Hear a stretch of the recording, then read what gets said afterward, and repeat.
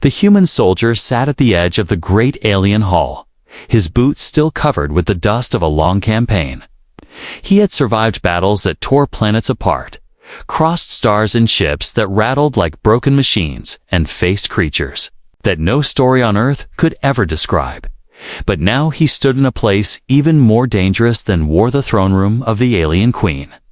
The queen was tall, her skin shining faint silver under the strange lights of her palace. Her crown was not made of jewels, but of living crystals that pulsed softly like a beating heart. Her people knelt in silence, eyes lowered. Afraid even to breathe loudly, the human was the only one standing in defiance of the silence, his human. Nature making him restless. He was tired, hungry, and very much out of place. For hours, the queen had questioned him about Earth, about human courage, about why men and women from a small blue planet would dare to fight against empires far older than their history. The soldier answered with the pride of his kind, but also with humor. Because humor was the shield of humans when the world grew too heavy. And in one careless moment, with a crooked smile and exhaustion in his voice, he said the words that would change his fate forever. "You'd make a cute wife," he joked, his tone light, his eyes daring. He expected laughter, maybe a gasp, or perhaps anger, but instead, the hall froze. Every alien present going stiff like statues carved in fear. The queen did not blink. Her glowing eyes locked onto him. Her breath steady. For a heartbeat, the silence was louder than any battle he had ever fought. Even the crystals of her crown seemed to stop pulsing, as if the universe itself leaned closer to hear her reply. "I accept," she said. Her voice calm, but echoing with the weight of destiny. Those two words were like thunder across the hall. Her guards stiffened, some dropped their weapons in shock, and nobles began whispering in a language of clicks and tones. The human felt his throat dry, his stomach twist, and for the first time in years, he felt a cold fear he could not laugh away. Had she misunderstood? Or was this part of some alien custom he knew nothing about? Marriage, in her culture, might not be a light matter. It could mean alliance. It could mean blood oath.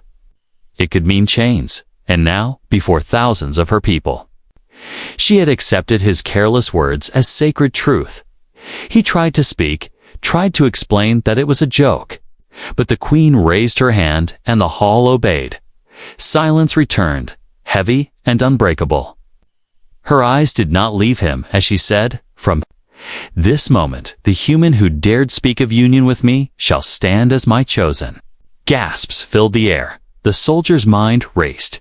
He had come here as a negotiator, maybe even a prisoner. But now he was something else entirely. The human swallowed, his heart beating louder than the drums of war he once marched to.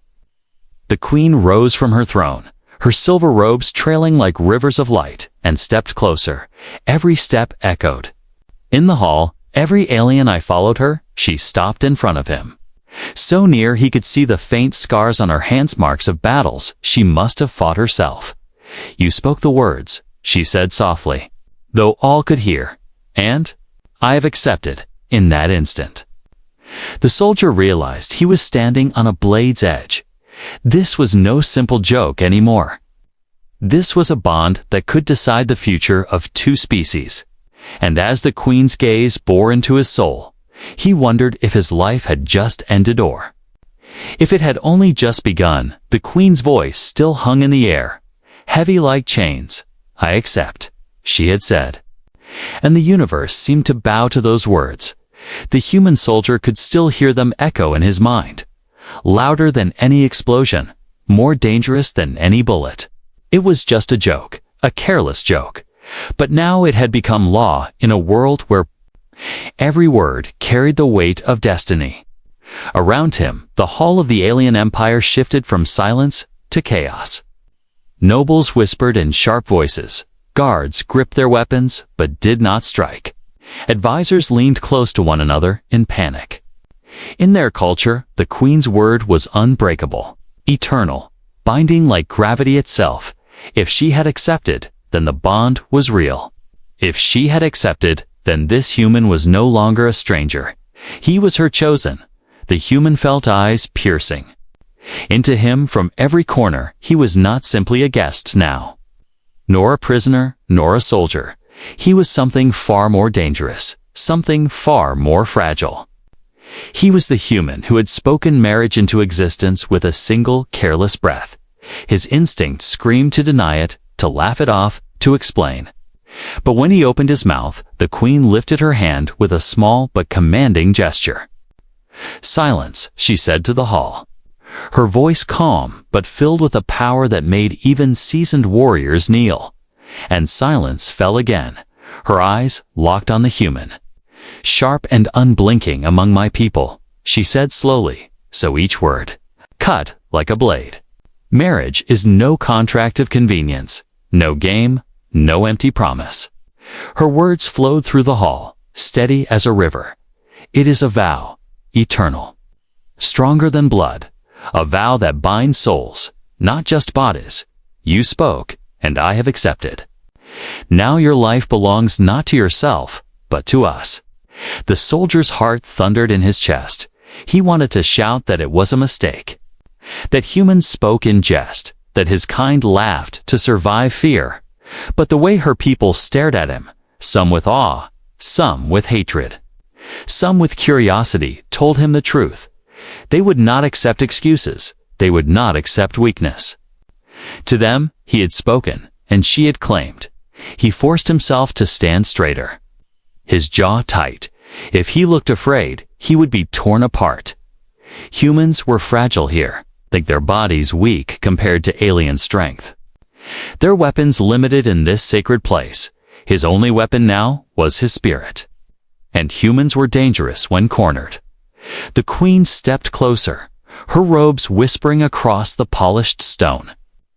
Her guards shifted uneasily, but none dared stop. She came within an arm's reach of the soldier and studied his face with cold intensity. "You do not understand what you have done," she said quietly, almost like a confession. "To speak those words is to bind yourself to the throne, to the empire.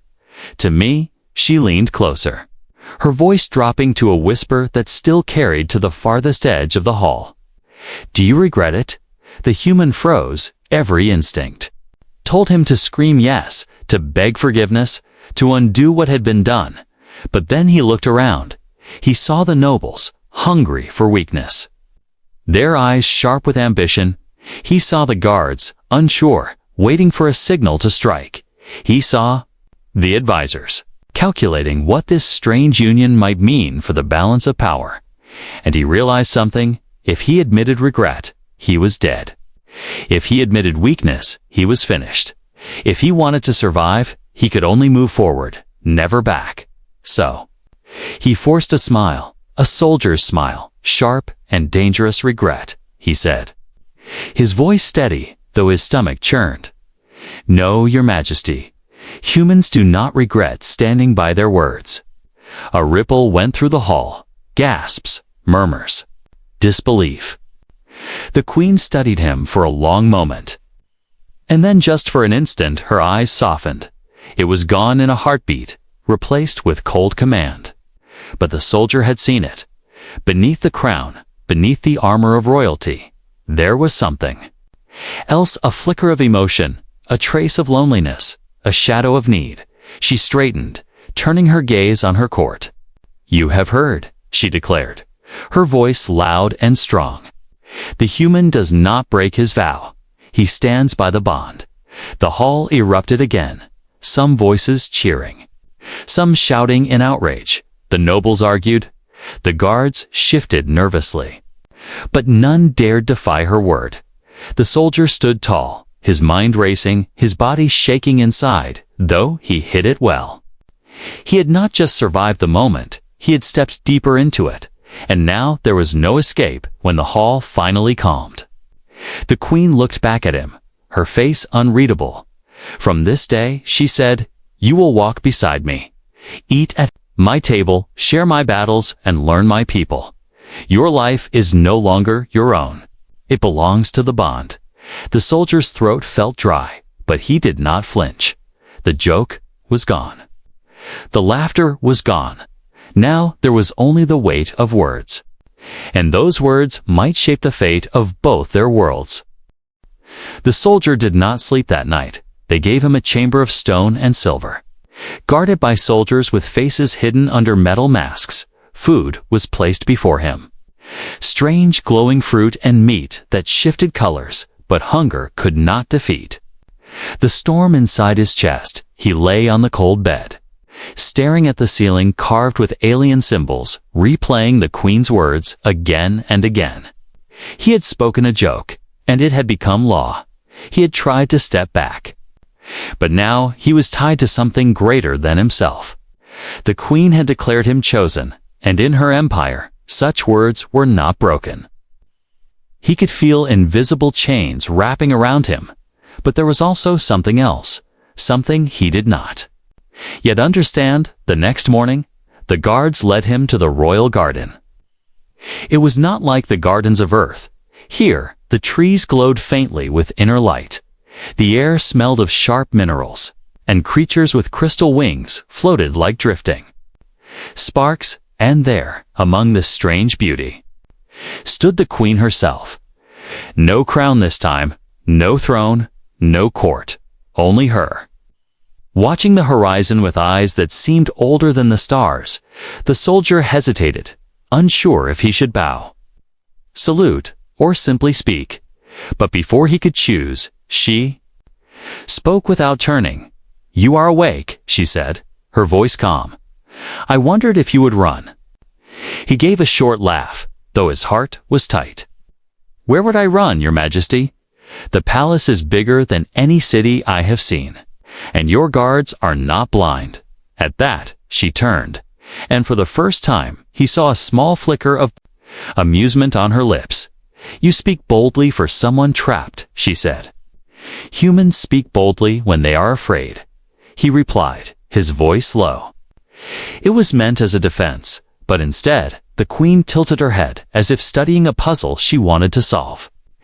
They walked together in silence for a while, the Queen leading him past glowing flowers and pools of black water that reflected no stars. Finally, she spoke again, softer than before. "Why did you say it? The words in the hall. Was it arrogance or was it courage?" The soldier hesitated, then shook his head. "It was neither. It was habit," he admitted. "Humans laugh when the world is heavy. We joke when fear tries to crush us. It was a way to breathe in that moment. Nothing more." The Queen stopped walking, her gaze sharp, but her voice steady. "And yet, you did not take it back." Her words hung in the air like a blade. He swallowed, searching for an answer that would not sound weak. Finally, he said, "Because once I saw your people watching, I knew weakness would kill me. So I stood by the joke, because sometimes a soldier survives by standing taller than his fear." For a long moment, she said nothing, her silver eyes unreadable. Then she turned back to the garden, and this time, her voice carried something new, not command, not formality, but something closer to honesty. "Among my people," she said, "no one jokes with the Queen, no one dares. They see the crown, the power, the throne, but you saw me and you dared to laugh." The soldier blinked, unsure how to reply. There was a softness in her tone, like a crack in the armor she always wore, and in that moment, he realized something dangerous. She was not only a queen. She was also a person, one who had carried the weight of an empire too long. As they walked further, he noticed how the guards stayed far behind, almost as if she wanted them alone. She asked him strange questions. What do humans eat when they celebrate? What do humans fear most? Do humans believe in forever? Her curiosity felt real, not political, not cold, and though he answered simply, he found himself watching her in return, the way her hands brushed the glowing plants gently, the way her eyes softened when she listened, the way her voice grew quieter when she spoke of her empire's endless wars. She was powerful, dangerous, yet strangely human in her loneliness.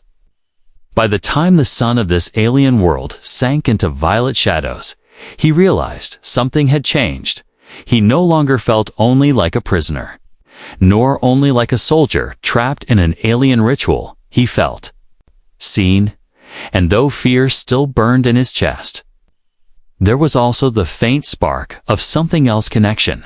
When the queen finally stopped, she turned to him and said, "You are strange, human soldier. You speak with humor when you should be silent, and you stand tall when you should bow. Perhaps that is why I accepted. Perhaps the bond is not a mistake." Her words struck him deeper than any blade, because for the first time, he wondered if she truly meant it, and for the first time, he wondered if his life had not ended in that hall but if it had just begun. The soldier quickly learned that life beside the alien queen was nothing like life he had known before. Each day was filled with rituals, strange traditions, and 1,000 eyes watching his every move. He was no longer just a human visitor. It's no longer a soldier lost in a foreign world. He was the queen's chosen, and in the empire, that meant he was part of her world in ways he could not escape. The mornings began with food he could barely recognize. Bowls of glowing grains that pulsed like stars, meats that shimmered blue and green, and drinks that fizzed like liquid fire. The first time he tasted them, his tongue burned, and he coughed until the guards shifted uneasily. The queen only raised an eyebrow and said, "If you cannot eat our food, you cannot share our life." So he forced himself to eat, fighting the bitterness, the heat, the strange textures. Soon, to his surprise, he began to grow used to it, even finding flavors hidden beneath the shock. But food was only the beginning of the clash. The queen's people spoke in layered tones, their language built on sound and gesture. When he tried to speak, his clumsy words made children laugh and nobles scowl. One evening, he bowed the wrong way during a greeting and almost sparked an insult duel between two houses the queen had stepped in, saving him with a single sharp command. Later, when they were alone, she looked at him and said, "You cannot walk through my world blind forever. If you are to stand at my side, you must learn." From that day, she taught him personally. Patient, though her patience wore thin at times. She showed him how to shape his voice to echo the tones of her language, how to touch his hands to his chest in respect, how to lower his head at the right moment, how to rise tall when challenged. It was exhausting, frustrating, and yet strangely rewarding. Each time he stumbled, she smirked, and each time he succeeded, her eyes softened. Bit by bit, he realized he was not only surviving, he was growing. Yet beneath the lessons, secrets waited in the shadows. The palace was alive with whispers, nobles plotting in corners, guards exchanging nervous looks, advisors speaking too quickly when he entered a room. He could feel it, the tension, like a storm building over quiet seas. And one night, or wandering the halls when sleep would not come, he heard it clearly, two voices hidden in the dark, speaking in hurried tones. "The human is dangerous." One hissed, "He is a joke turned law." The other answered, "And a joke cannot rule beside the queen." The soldier froze, every muscle tight. He had known they doubted him, but to hear their hatred so clearly, it was a reminder that his presence was more than strange. It was a threat. The next morning, he looked at the queen differently. When she smiled faintly at his clumsy attempt at her language, he wondered if she knew when she corrected his hand gesture, brushing his arm briefly with her fingers. He wondered if it was kindness or warning, and yet, when their eyes met, there was no cruelty, no manipulation. There was only curiosity and something else he could not yet name. One afternoon, she took him to the Hall of Memory, a vast chamber, filled with glowing orbs suspended in the air. Each orb held a memory of her people, a recording of the past. She touched one, and the air filled with images of war, endless battles under alien skies. Her voice was soft when she said, "This is the truth of our empire, endless war, endless sacrifice. I was born into it, raised in it, and crowned in it. Do you see now why I accepted? You spoke without fear, you laughed in my hall. It was not the words. Human. It was the courage behind them. The soldier stood in silence. The weight of her confession heavy in his chest. For the first time, he saw not only a queen, not only an empire, but a woman who had carried loneliness like armor. And for the first time, he wondered if perhaps the bond was more than a trap. Perhaps it was a chance for her, for him, for both, that night as they sat across from each other at the royal table. He caught her watching him, not as a ruler studying. A pawn, not as a commander testing a soldier, but as a person seeing another person. And he felt something dangerous stirring inside him. The joke had begun as survival. The bond had begun as accident. But now, something unexpected was growing between them. Something that might become far stronger than either of them had planned. And, somewhere in the shadows of the palace, enemies watched, waiting for the moment when this unexpected bond could be broken or turned into a weapon. The palace grew colder with each passing day, not in temperature, but in mood, in whispers, in the shifting of shadows along the grand halls. The human soldier could feel it siloing him wherever he walked. Voices silenced the moment. He entered, blades almost drawn, though never shown. He was not welcome here, not truly, and yet, by the queen's word, he could not be touched. Still, the empire was vast, and words could be twisted. If he stumbled, if he showed weakness, if he gave his enemies even a single chance, they would use it. He could sense it in their gazes, sharp as daggers. He could hear it in the corridors at night, where nobles whispered of tradition and betrayal. They called him the joke consort, a mistake turned law, a crack in the throne. And cracks in their eyes were meant to be broken. The queen noticed it too. Though she did not speak of it directly, she remained calm, regal, untouchable before her court. But when they were alone, her voice would soften, her eyes watching. Him not as a queen, but as someone uncertain. You must be careful, she warned one evening. Her tone low as they walked the gardens. My enemies are bold, but they are patient. They will not strike where I can see. They will wait, they will watch, and they will test you. The soldier nodded, though his gut tightened with unease. I've lived with war my whole life, he said quietly. But this war feels different. She looked at him, her silver eyes reflecting the starlight. It is not fought with blades, she said. It is fought with secrets, and she was right. The first test came soon. A banquet was arranged. The hall filled with nobles, dressed in shimmering robes, plates heavy with alien feasts, musicians, playing strange instruments that hummed in the air like voices from another world. The soldier sat at the queen's side, his back stiff, his every move measured. He could feel their stares, their judgment, their waiting. A noble raised a cup and said, his voice too smooth, in our culture. The bond of marriage is sealed not only with words, but with the sharing of truth. Does the human know this tradition? The hall grew still, all eyes turning to him. The queen's face remained calm, though her hand on the table tightened slightly. The soldier had no idea what the sharing of truth was, but he could not admit weakness.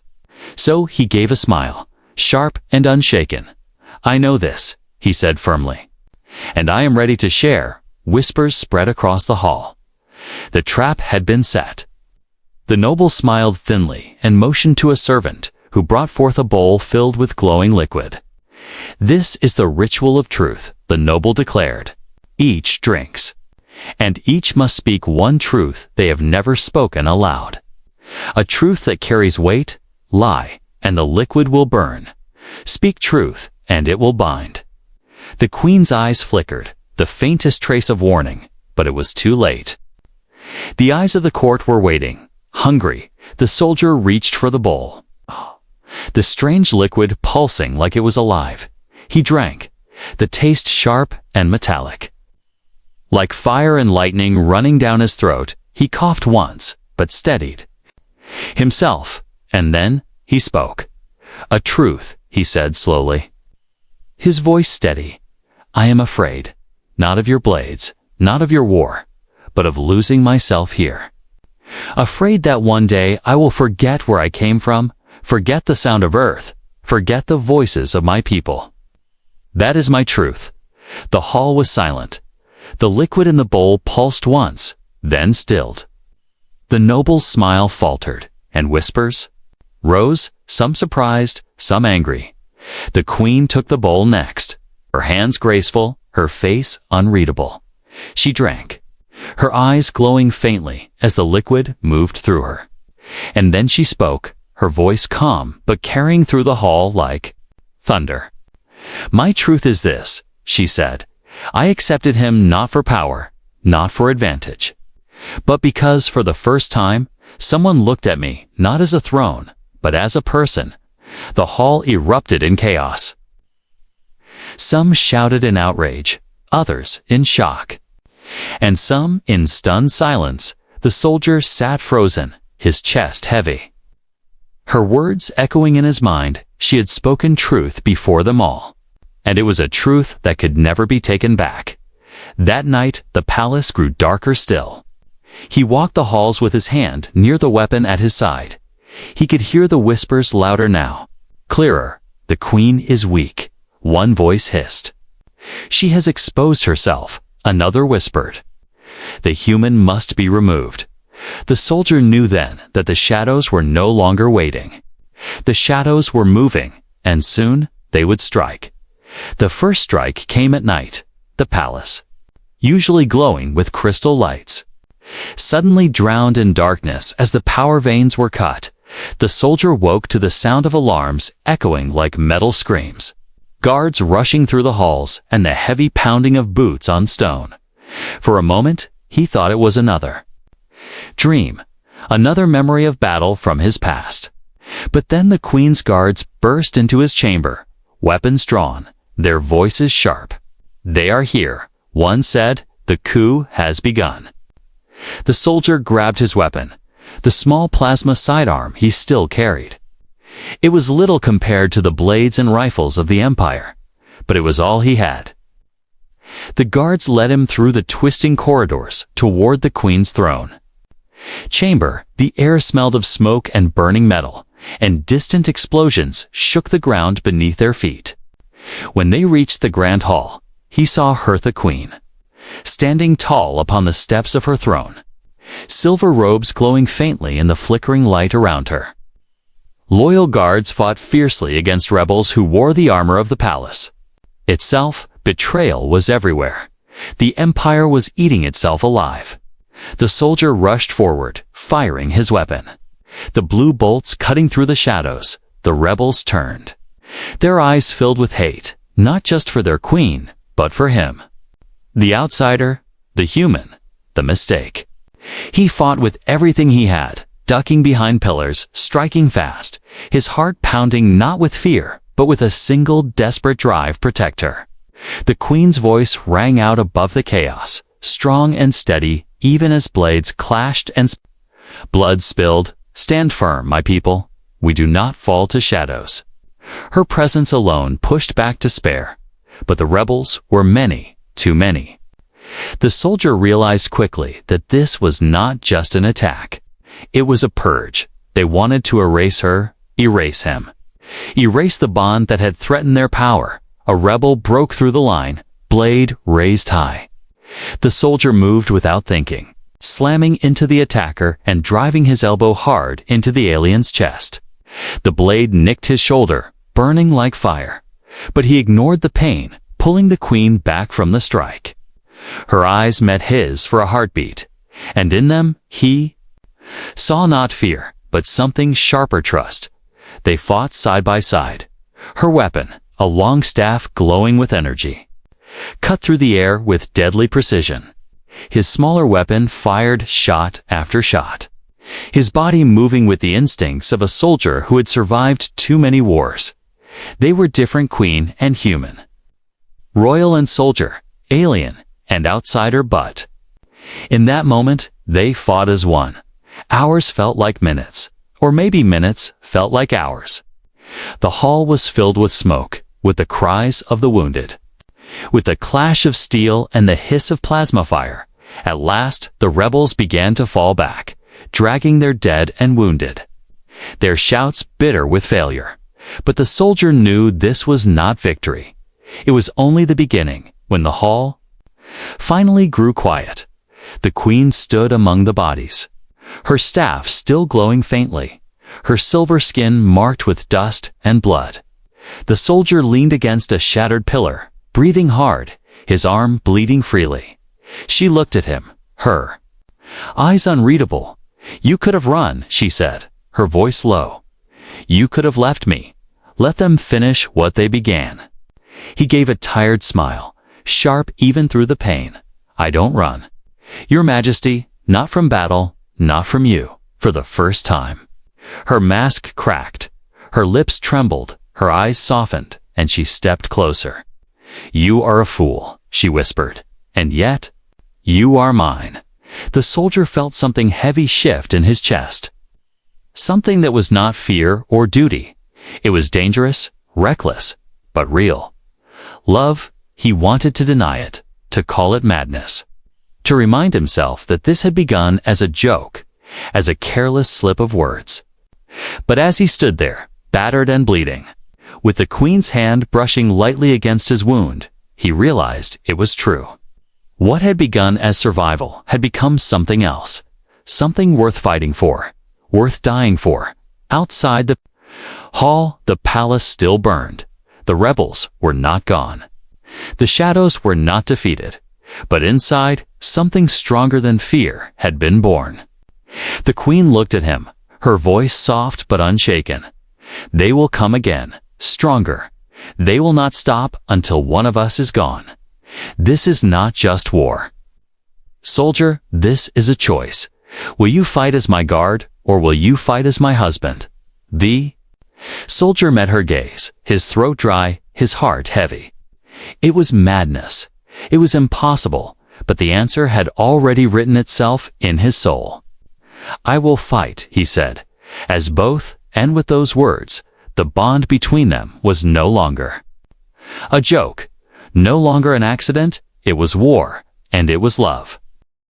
The fires in the palace burned for 3 days. Smoke rose high into the alien sky, black trails cutting across the stars. The rebels had struck and failed. But their failure did not end the war, it only fed the storm to come. The empire trembled, its nobles whispering in hidden chambers, its generals choosing sides, its people watching with fear. And at the center of it all stood the human soldier, no longer just a stranger, no longer just a joke, but something the galaxy could not ignore. He walked beside the queen now, not as prisoner, not as pawn, but as her chosen. When she entered the throne hall, he entered with her. When she sat to judge, he stood near her side. Every noble, every advisor, every soldier saw him, and whether they looked with hatred or awe, they could not deny his presence. The queen had spoken her truth, and he had fought to defend it, and in the eyes of her people, that made the bond real. Still, shadows lingered. Some called him the human husband with mockery, others with reverence. His name was carried across the empire, through warships and colonies, through markets and barracks. Stories twisted, rumors spread. Some said he bewitched the queen, others said he was a prophecy come to life. But whatever they believed, no one dared to laugh openly now, 'cause the man who had begun as a joke had shed blood for their queen. The soldier himself felt the weight growing heavier each day. He was no king, no ruler, just a man from a small blue world. And yet, the empire now tied itself to him. Every move, every word mattered. If he faltered, he could doom not only himself, but her as well. At night, when the halls were quiet and the fires had died, he would sit with the queen in the royal garden.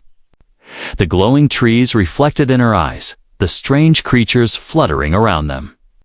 And in those moments when the masks fell away, They were not ruler and consort, not queen and soldier. They were simply two people, bound by chance, by courage, by something neither of them had planned. "Do you regret it?" she asked one night. Her voice softer than the whisper of leaves. He looked at her, tired but steady. "No," he said. "If I had not spoken, I would be far from here, safe but empty. Now I stand beside you. And though the galaxy wants us broken, I will not regret standing by you for the first time." She smiled, not the sharp smile of command, but a true one, faint and rare. "You are human," she said. "Yet you carry the heart of a warrior. Perhaps that is why fate brought you here, but fate was not done testing them." Word came of a fleet rising against the throne, a coalition of nobles who declared the queen unfit to rule. They called her bond with a human an insult, a weakness, a corruption, and soon warships gathered at the empire's edge. The choice was clear: surrender or fight. The council begged her to break the bond, to cast aside the human and restore tradition. "If you release him," they said, "the nobles will return, the empire will stand." The queen stood tall, her silver eyes burning. "My word is law," she said. "I accept it, and I will not break what I have spoken." The council turned in outrage, but the soldier stepped forward, his voice cutting through their shouts. "You fear me because I am human, because I am different. But difference is not weakness. Difference is strength. Your queen chose not because I was alien, but because I was honest, and I will fight for her, even if none of you will." The council fell silent, their anger boiling. But they could not answer him, because the truth was clear. The human had already fought where others had only whispered. The war came fast, ships clashing in the black of space, soldiers spilling blood on alien soil. The queen commanded her fleets, her voice echoing across the stars. The soldiers stood at her side, guiding strategies with the sharp instinct of someone who had survived 100 battles. Together, they fought not only for survival, but for a future no one had imagined. In the end, the rebellion fell. The empire stood battered, but unbroken. And the bond that had begun as a careless joke was now written in fire, blood, and sacrifice. On the day of victory, the queen stood before her people, her voice carrying across the grand hall. "This is my chosen," she said, motioning to the soldier. "He is not of our world, not of our blood. But he has fought for us, bled for us, and stood when others would not. He is my consort, my husband, and by my word, he is part of this empire." The hall roared, some in anger, some in loyalty, some in awe, but no voice could erase the truth. Anymore, the human was no longer a joke, no longer an outsider. He was part of their story. The soldier stood there, his heart heavy but steady. He knew the road ahead would not be easy. The galaxy would still whisper, still plot, still test him. But when he looked at the queen beside him, at the fire in her eyes, at the strength in her presence, he knew his choice had been made. What had begun with a careless joke had reshaped destiny. He was the human husband of an alien queen, and together they would face whatever future came.